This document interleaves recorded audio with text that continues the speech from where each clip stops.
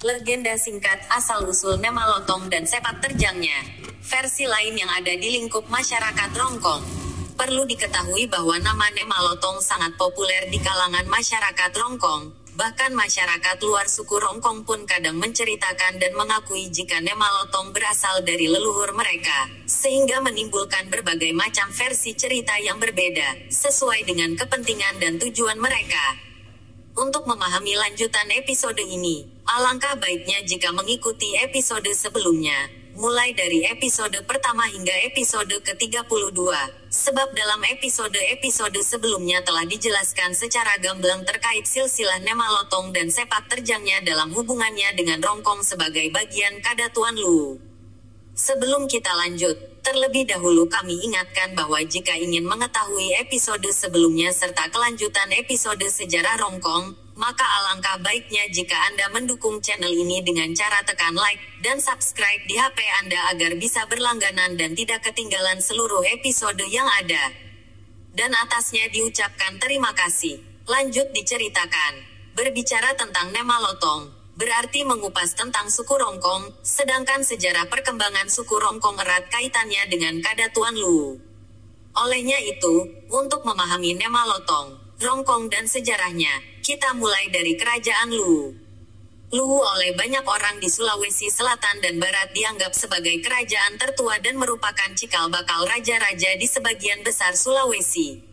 Raja dan bangsawan dari daerah ini mendapat penghargaan sosial dari masyarakat. Dalam salah satu lontara Gowa disebutkan, keberanian ada di Gowa, kepandaian ada di Bone dan kemuliaan ada di Luwu. Suatu wujud pengakuan terhadap Luwu, Bone dan Gowa. 3 kerajaan utama di Sulawesi Selatan. Bicara tentang Luwu tidak bisa lepas dari kitab Lagaligo, suatu kitab epos terpanjang di dunia. Keindahan tema dan susunan bahasa naskah Lagaligo dapat disejajarkan sebagai salah satu karya agung dunia. Seperti naskah Iliad dan Odyssey karya Homerus dari kebudayaan Yunani maupun Mahabharata karya Vyasa dan Ramayana karya Valmiki dari kebudayaan India. Bahkan dibanding ketiga epos tersebut, Lagaligo merupakan epos yang terpanjang. Hal ini menggambarkan bahwa orang-orang Luwu dahulu kala, jauh sebelum kedatangan Islam telah memiliki budaya menulis dan membaca.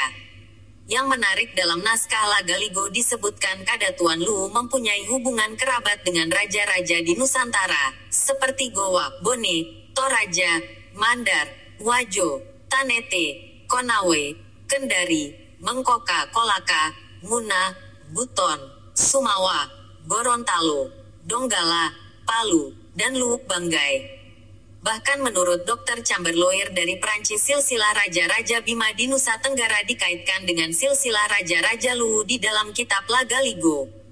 Maka tidak berlebihan jika dikatakan sebagian besar Sulawesi pernah diperintah oleh Baginda Batara Guru, Datu Luwu, dan keturunannya. Dalam naskah Negara Kertagama yang ditulis Empu Prapanca pada tahun 1365, terdapat keterangan tentang pelayaran ekspedisi Majapahit mengunjungi Bantaeng, Luwuk dan Uda. Luwuk dalam tulisan Prapanca itu kemungkinan besar adalah Kadatuan Luwu yang berpusat di Teluk Bone. Bahkan berdasarkan peninggalan sejarah di wilayah Palu, Poso, Luwuk Banggai hingga Tojo, Manado, merupakan wilayah pengaruh kekuasaan Luwu hingga awal abad 20. Tampaknya ekspedisi itu tidak melakukan perang penaklukan di Bantaeng dan Luwu dan kerajaan lain di Sulawesi. Kemungkinan kedatangan Majapahit terkait dengan keberadaan besi di tanah Luwu. Pamor biji besi Luwu sangat terkenal di Nusantara. Besi ini ditempa menjadi keris atau badik yang sangat ampuh. Majapahit membutuhkan besi dalam jumlah banyak di samping kualitasnya yang dahsyat untuk mendukung ekspedisi Sumpah Palapa. Kadatuan Luwu menjadi sebuah kerajaan superior sampai abad 15 sebelum Gowa dan Bone berkembang menjadi kerajaan yang kuat yang saling berebut pengaruh yang kemudian berujung dengan terjadinya Perang Sultan Hasanuddin melawan Aru Palaka. Beberapa kerajaan Bugis di Jazirah Selatan sedikit demi sedikit melepaskan pengaruhnya dari Luwu, walau Luwu tetap dihormati sebagai kerajaan tertua. Bahkan sejak kedatangan Belanda dan adanya perjanjian Bungaya, pengaruh Kadatuan Luwu menjadi kecil sampai pengaruh itu benar-benar dihapuskan pada tahun 1907 ketika kota Palopo ibu kota Kadatuan Luwu jatuh ke tangan Belanda. Sejak itu pengaruh Luwu atas Palu dan sebagian Sulawesi Utara menjadi hilang. Tentang persaudaraan Luwu, Bugis, Makassar dan Toraja diungkapkan dalam satu kalimat indah. Sombari Gowa, Mangkauri Bone, Payungeri Luwu, Mata Sakri Toraya.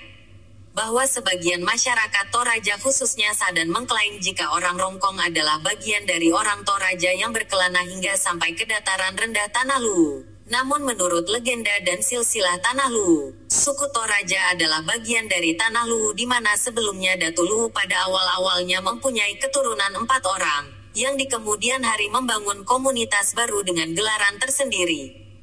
Komunitas yang dimaksud kemudian dikenal dengan istilah 1. Payungri Luwu, yang bermakna kemuliaan. 2. Sombari Goa yang bermakna keberanian. 3. Mangkauri Bone yang bermakna kepandaian. 4. Mata Sakri Toraja, yang bermakna kenikmatan. Terkait Rongkong dan Nemalotong, menurut pemahaman sebagian orang bahwa konon pada awalnya, Puang Tanduk Piri, berangkat dari hulu sungai Sadan turun ke Tanah Luwu dan tinggal di Lemo Tua, tepatnya kampung Pasang. Puang Tanduk Piri menikah dengan seorang perempuan dari kerajaan Bua, saudara perempuan Raja Bua.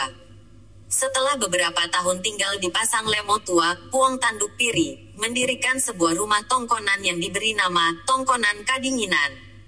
Selanjutnya, dari Tongkonan Kadinginan, lahir 2 orang putra, masing-masing bernama 1. Puang Lalong, 2. Arung Langi. Setelah Lalong dewasa, dirinya menikah dengan saudara perempuan dari Pajungri Luwu, yang kemudian melahirkan anak yakni 1.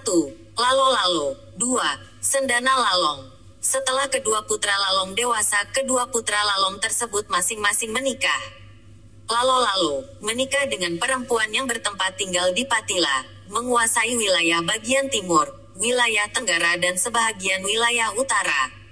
Sedangkan Sendana Lalong menikah dengan seorang perempuan, saudara perempuan dari Patiware, Daeng Parapbung, Pajung Luwu 14, dan menguasai wilayah selatan, barat dan sebahagian wilayah utara. Telah dikupas pada episode ke-19 di channel YouTube Rongkong dan Sejarahnya. Dalam kisah perjalanannya, di masa Perang Kerajaan, Lalong sangat berjasa bagi keutuhan wilayah Kedatuan Luwu, di mana Lalong berhasil mengalahkan Raja Tompotika, Luwu Banggai yang bernama Tariando beserta pengawalnya si Pantu, sehingga berhasil merebut kembali sebahagian wilayah Tanah Luwu yang telah dikuasai oleh Raja Tompotika, Luwu Banggai tersebut. Juga telah dikupas pada episode ke-28 di channel YouTube Rongkong dan Sejarahnya. Atas jasa Lalong, Datu Luwu memberikan hadiah tanah yang luasnya ditentukan oleh Lalong sendiri dengan menggunakan sumpit bulia, beserta 4 anak sumpit, dengan cara menyumpit ke 4 arah dengan menggunakan kekuatan nafas. Anak sumpit pertama jatuh melewati daerah Rampi, anak sumpit kedua jatuh di Tenggara, Laswak-Swak, dan anak sumpit ketiga jatuh melewati Polmas. Juga telah dikupas pada episode ke-28 di channel YouTube Rongkong dan Sejarahnya. Setelah Lalong meninggal dunia, anak cucu masing-masing menempati wilayah sendiri dan mengembangkannya. Anak sulung dari Sendana Lalong yang bernama Ponto Ala, berusaha mencari tempat strategis untuk pertahanan, cikal bakal Rongkong Siteba, karena mempertimbangkan perang kerajaan yang masih tetap akan berlangsung. Ponto Ala bergeser dari Buntu Tarue ke Kombongan Lena, Kecamatan Sabang, kemudian beberapa lama menetap di Lena lalu berpindah ke Buka Cikal Bakal Rongkong Sambualambe, dan akhirnya berpindah ke Kaloto Kanan Dede, Cikal Bakal Rongkong Kanan Lelua. Setelah mendirikan Kampung Kanan Dede, keluarga Ponto Ala berkembang dan memperluas wilayah koloninya sampai ke Buntu Sandapang, Arale daerah Mamuju, cikal bakal suku Rongkong di Sekolemo dan Kariango. Ponto Ala menikah dengan seorang perempuan dan memiliki 2 orang putra. Anak pertama bernama Pong Lumombong yang kemudian populer disapa Nemalotong karena semua kuku jari, kaki dan lidah berwarna hitam, menetap di Kalotok, sedangkan anak kedua bernama Nemarua yang menetap di Salukanan. Setelah Pong Lumombong, Nemalotong menikah, beliau diangkat dan dikukuhkan sebagai Tomakaka di Kanan Dede. Dalam perkembangan Kadatuan Luwu, hingga kemudian perang kerajaan kembali pecah. di mana raja dari Tompotika, Luwu Banggai kembali menyerang ke Luwu sesuai perjuangan leluhurnya terdahulu yaitu Raja Tompotika, Tariando. Juga telah dikupas pada episode ke-28 di channel YouTube Rongkong dan Sejarahnya. Dalam perang tersebut, Tomakaka Nemalotong memimpin pasukan dan berhasil memenangkan peperangan dan mempertahankan keutuhan wilayah Luwu hingga beliau pun kembali ke kanan Dede. Konon, pada zaman Tomakaka Nemalotong, Luwu belum mempunyai seorang raja, masa kegelapan, karena kalah perang, sehingga konon, Tomakaka Nemalotong mengusulkan kepada para keluarga raja-raja di Sulawesi Selatan agar Raja Luwu dapat diangkat dan dikukuhkan kembali, karena sudah 7 generasi Luwu belum memiliki raja yang disahkan. Atas usulan Tomakaka Nemalotong tersebut, maka raja-raja di Sulawesi Selatan berkumpul dan membicarakan hal ini dan bersepakat mengabulkan usulan Tomakaka Nemalotong, dengan memberikan 3 persyaratan kepada beliau. Adapun persyaratan yang diajukan oleh raja-raja tersebut yaitu Nemalotong harus menyelesaikan tugas yang terdiri dari 1. Unnasu balajan, memasak akar rambat, sejenis tumbuhan liar yang merambat di hutan dan biasa dijadikan pengikat, untuk menjadi daging yang utuh. 2. Untanak tanduk tedong, memasak tanduk kerbau, menjadi daging yang matang. 3. Untanggalise timundike, menerka jumlah biji buah mentimun. Atas semua ujian yang diajukan oleh para raja-raja, Tomakaka Nemalotong pun berhasil memenuhi ketiga persyaratan tersebut dan akhirnya diangkatlah Datu Luwu yang baru sehingga kerajaan Luwu pun kembali memiliki raja dan Tomakaka Nemalotong kembali ke kanan Dede. Selama kepemimpinan Datu Luwu yang baru, terjadi pergolakan dalam keluarga kerajaan, di mana salah seorang saudara Datu berkhianat dan memihak ke Raja Bone, kalah dalam sabung ayam, sehingga Raja Bone berhasil merampas Sarong Malea, yang merupakan tanda kebesaran Datu Luwu dan dibawa dari istana kedatuan ke Cimpu, Bone. Setelah pihak kerajaan Luwu berusaha merebut kembali Sarong Malea, dan tidak berhasil, maka Datu Luwu meminta bantuan Tomakaka Nemalotong untuk membantu merebut kembali Sarong Malea tersebut. Tomakaka Nemalotong pun berangkat ke Cimpu, seorang diri dan dengan kesaktiannya, menggunakan tabuale, dan berhasil membuat kocar-kacir pasukan Raja Bone dan merebut kembali Sarong Malea. Setelah kembali ke istana kedatuan Luwu dan menyerahkan Sarong Malea langsung kepada Datu, maka sejak saat itu Tomakaka Nemalotong diberi gelar Tanduk Mata Tanah Luwu, dan Rongkong didaulat menjadi Ulu Nawara Salangka Matandena Palopo. Telah dikupas pada episode-episode sebelumnya di channel YouTube Rongkong dan Sejarahnya. Menurut beberapa sumber, konon Pom Lumombong, Tomakaka Nemalotong, memiliki 4 orang putra, masing-masing bernama 1. Paewa Patigan Natongelangi, yang kemudian menjadi garis keturunan Tomakaka. 2. Karoro, Junjungan Malabi, yang kemudian menjadi garis keturunan Matua. 3. Kujan Gandang Manurun, yang kemudian menjadi garis keturunan Pongarong. 4. Pekok Arang Langi, Rinding Matoto, yang kemudian menjadi garis keturunan Tusiaja. Demikian diceritakan. Untuk kemudian bersambung di episode berikutnya. Jangan lupa like, subscribe dan share. Ketang TTI, Piran Polepi Antasi Pakainga. Ketang Inde, Wumba Polepi Tasi Palambi. Ketang Temarasan, Wumba Polepi Watu Tasi Kambaro. Tabe, salamaki anta pada salama. Kumasimang lako kita solangasan.